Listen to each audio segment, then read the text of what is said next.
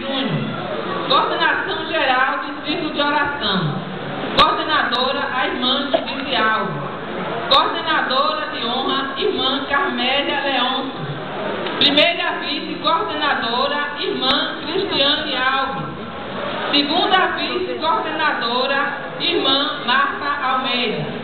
Terceira vice-coordenadora, irmã Josi Correia. Secretária, irmã Elianai Magalhães. Vice-secretária, irmã Mauricéia Câmara. Relatório anual do Círculo de Oração. Matriculadas 48. Visita do Ministério 157. Visita da comissão local a outras comissões 17.